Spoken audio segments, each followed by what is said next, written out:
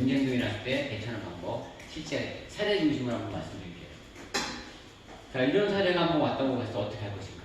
수업을 거부하고 교수한테 무례한 행동을 할 경우. 수업 시간에 종종 일어날 수 있는 거죠. 아이가 뭐 하라고, 노트 필기 하라고 했는데, 안 해, 필기 안 해. 필기 안 하고, 안 하고, 딴짓하고, 안 한다고. 이 진짜 이래요. 필기 할래? 싫어요. 안 할래요. 이런 애 있어요. 예, 그렇게 하는 거. 그런 애도 있어요. 이렇게 무례한 행동을 할 때 어떻게 할 것인가? 제일 먼저 선생님이 해야 될 게 뭐냐? 1단계. 제일 먼저 해야 될 게. 뭘 제일 먼저 해야 될 것 같아요? 이런 애들을 딱 직면하면? 네, 제일 먼저 해야 될 게 감정의 중립 상태 만들어요. 이게 제일 먼저 해야 될 게 선생님이. 심호흡 한번 하고 감정의 중립 상태로 와야 돼. 그래야 그 다음에 코칭이 되니까. 이해가 돼. 이야기가 분노가 올라가지고 화난 상태로 말을 했다? 그럼 내 감정 에너지가 전달되면서 애가 붙어요.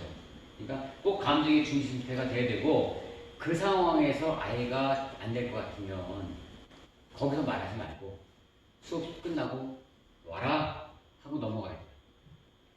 장소를 바꿔야 돼. 애가 교무실에 오는 순간부터 이미 기세는 이거예요.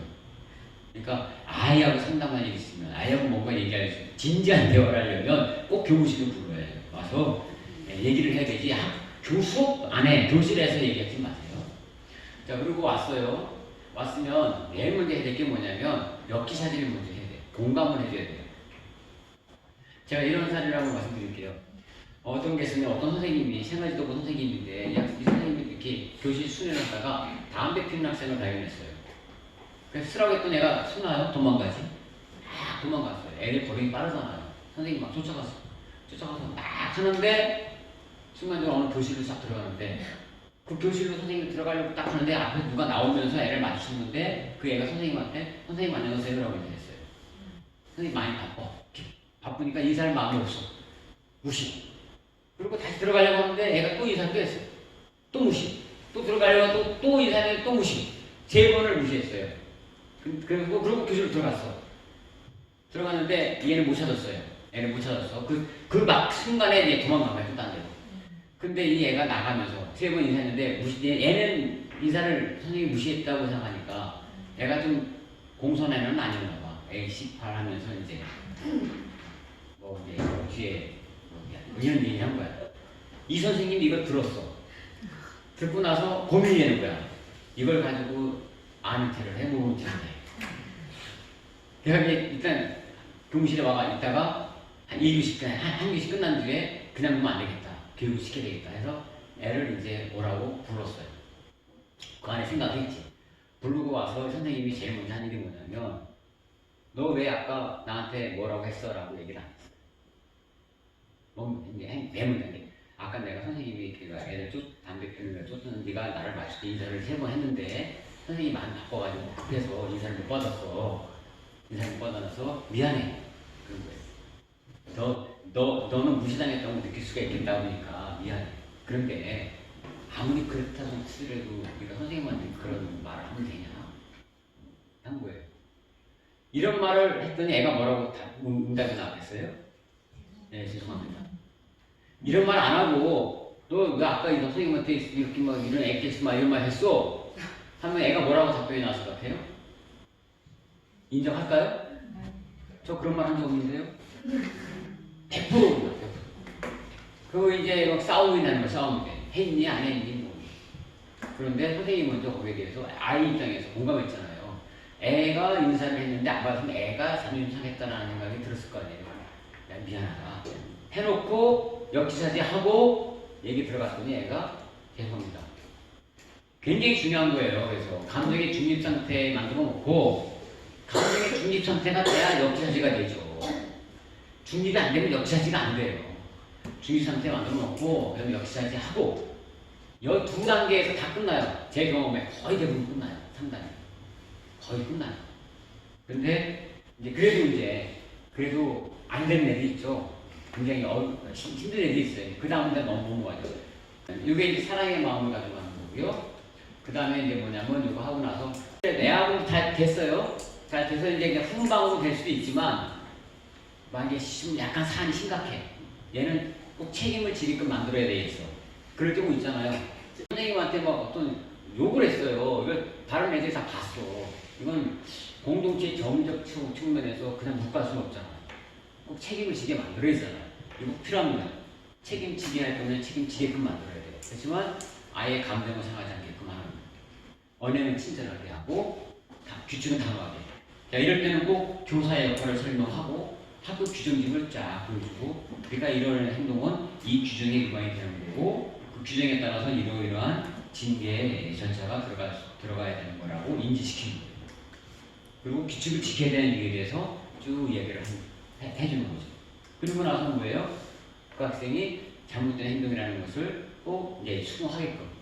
이게 이제 쭉 여기서 중립 상태 되고 공감이 되고 이게 잘 되면요. 이게 잘 되면 이게 인정이 돼요. 이게 안 되면 인정을 안 하게 되는 거예요. 싸움이 돼요.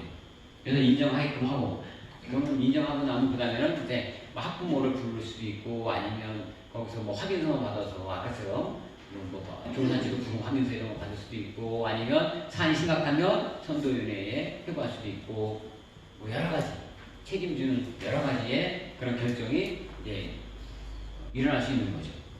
자, 이렇게 이런 순서. 자, 이런 순서는요. 사안이 바뀌어도 이런 순서는 거의 동일한 겁니다. 자, 바꿔볼까요? 뭘로 바꿀까요? 복장 지도하는 교사한테 무리한 행동을 할 경우에도 똑같죠. 감정의 중립 상태, 그 다음에 그 학생, 내가 감정의 중립 상태가 완전히 안 됐으면은 교무실로 오라고 해서 불러다 놓고 학생 입장에 역시하자는 거죠. 역시하자는 뭐예요?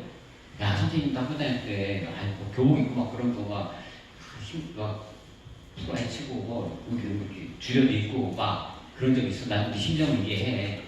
하지만, 규칙은 또 지켜야 되는 거 아니겠니? 이렇게. 그렇다고 해서 규칙을 또 어길 수는 없지 않냐? 또 규칙을 어길 수 있지. 뭐, 맨날 규칙만 지키고 다닐 수 있어. 근데, 걸렸으면 책임을 져야지.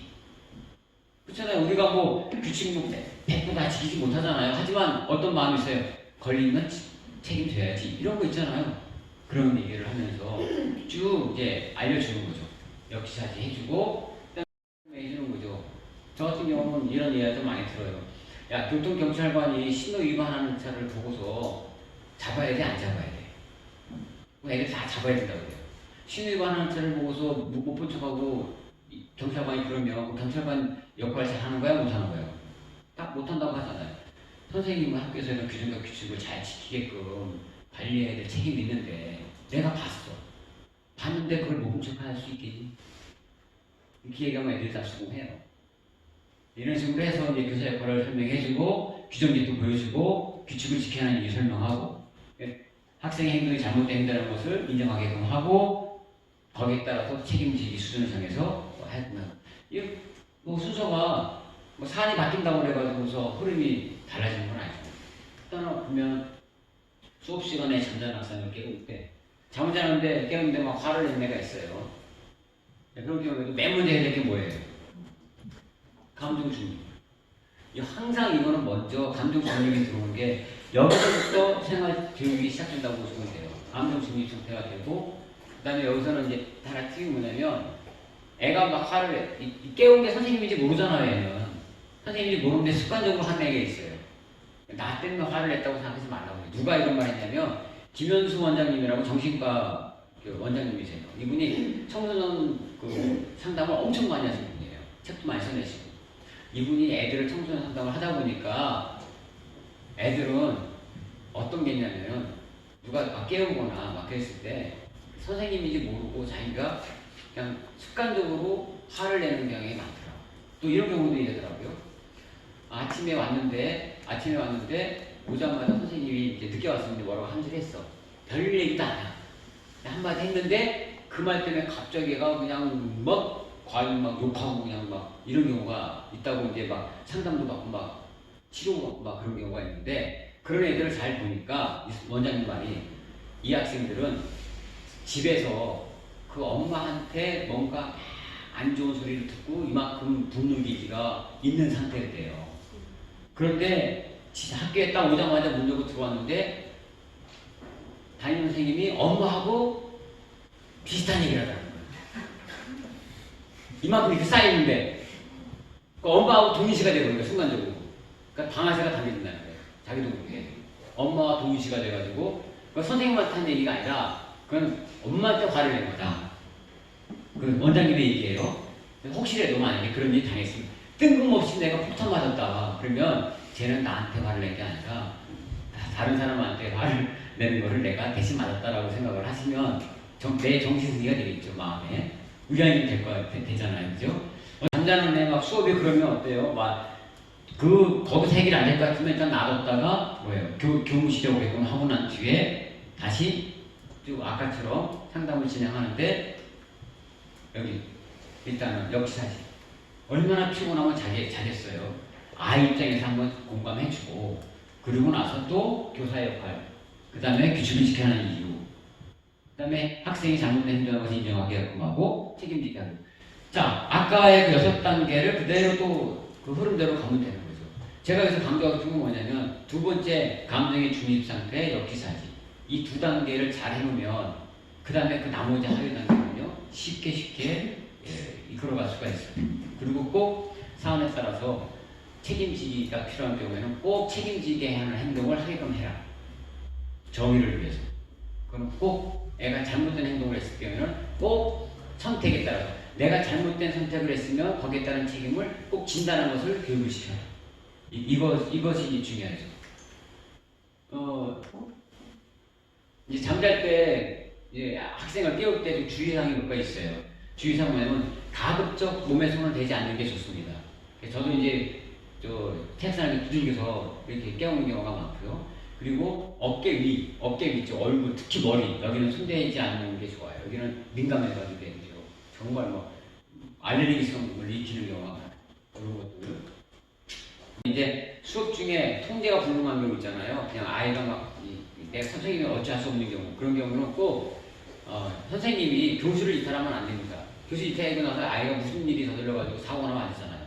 꼭 그때 교감 선생님한테 콜을 하거나, 아니면 학교에 안전지키는 선생님한테 콜을 하거나, 생활지도 부장님한테 콜을 하거나, 콜을 해가지고 와서 학생을 꼭 상담실이나 어디로 데려가게끔 이 조치를 해야 돼요. 내가 이 수업에서 학생을 제어할 수 없을 경우에, 통제가 할 수 없을 경우에는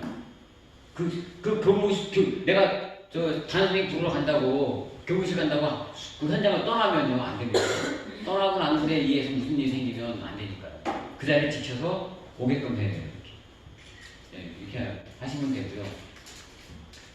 나머지는 이제 다 같은 거라고 보면 되고, 학생이 배탈이 났으니까 거짓말 할게요. 이제 애들 거짓말 잘 하잖아요. 저는 애들 사전교육을 이렇게 시켜요. 사전교육 거짓말 하지 않는 교육을 시키는 거예요. 보고하고 변명의 차이를 얘기하면 해요. 먼저 뭐냐면 아이들한테 배탈이 났어요. 화장실을 가는 순간이 왔어요. 집에서. 그럼 그 즉시 핸드폰으로 전화해요. 그리고 내일에 대해서 지금 내가 화장실 갔습니다. 한번 보고.